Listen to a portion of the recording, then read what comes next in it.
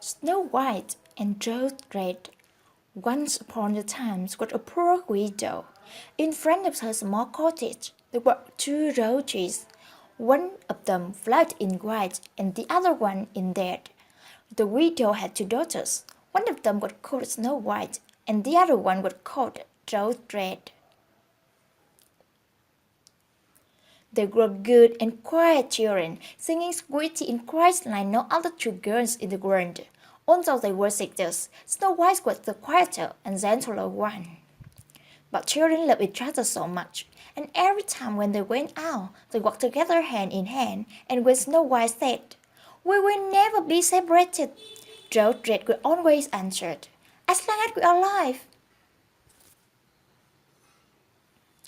Their mother would add, "I am the happiest mother in the world to have you too.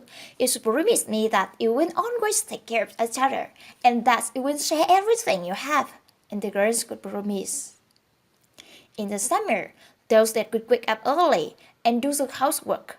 Then she could pick flowers and lay them next to their mother's bed. Among the flowers, there would always be one white and one red rose. In the winter, Snow White would light the fire. Her mother would ask Snow White to lock the door, and then the girls could gather around their mother, who would put her glasses on and would open a thick book to read from it. The girls would listen, and the young goat would curl up with them on the floor. One winter's evening, as they were doing thus that, someone knocked on the front door. "Snow White, open the door. It looks strange." The mother asked. Snow White unlocked the door, thinking it was able to some homeless man, freezing in a coat. But it wasn't a man. Standing there was a big bear. Snow White screamed in fright when she saw the animal. Rose Red got also scared and hid behind her mother's skirt. The goat bleated in terror. But the bear extended its paw in greeting.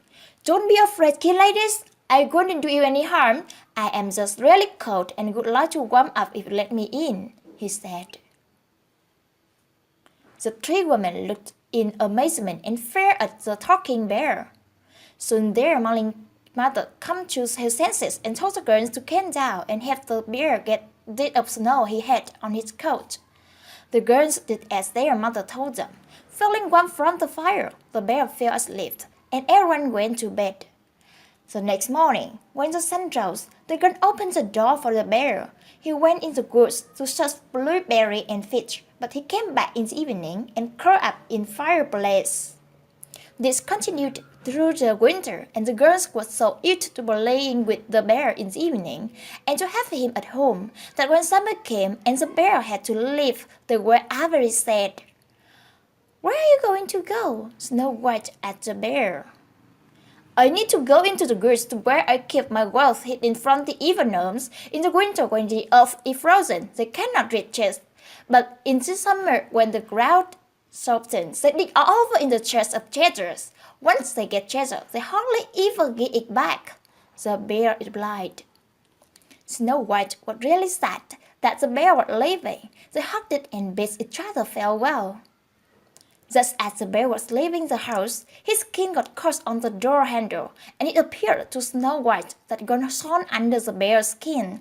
But she wasn't sure. The bear ran out, and soon Snow White lost him among the trees.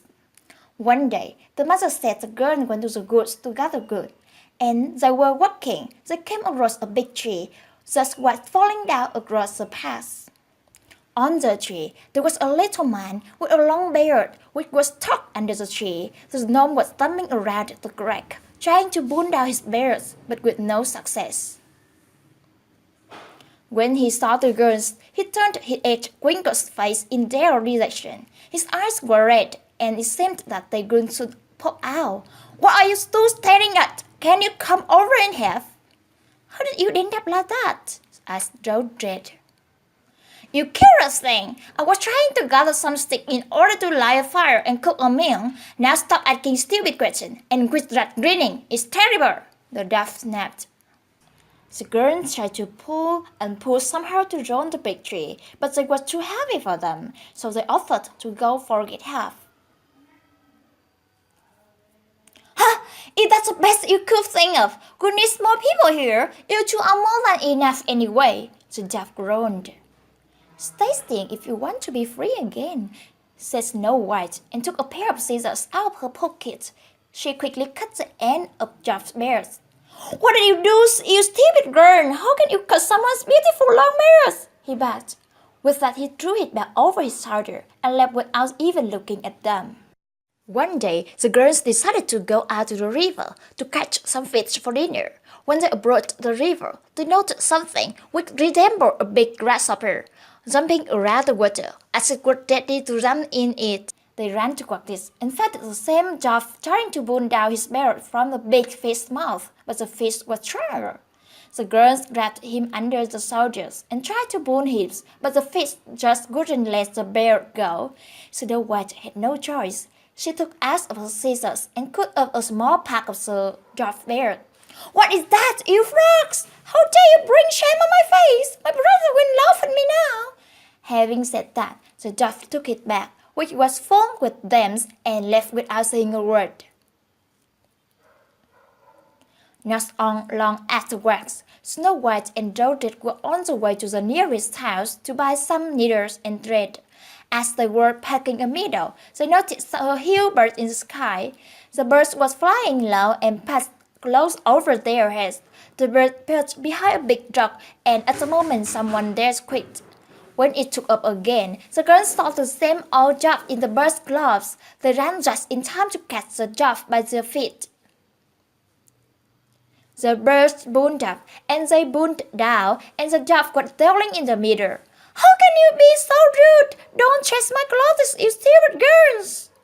When the birds finally gave up, the gnome thudded on the ground. The girls, who were already used to his rude manners, continued on their way to the town. The dove took a bag full of them and sneaked to his cave. On the way back, they came across the dove again. He had laid down his bag on the ground, thinking no one would see him. The girls approached. What are you looking at? He yelled at them. His face went all red in anger, and he could continue to yell at them if it hadn't been that all of a sudden. They saw a bear running towards them. The dove ran towards his cave, but the bear was faster than him. The dove was terrified. He started begging. Please don't eat me! Here, take these lovely things and spare my life! Why would you eat me? I am so little. Look at those horrible girls over there. Eat them instead.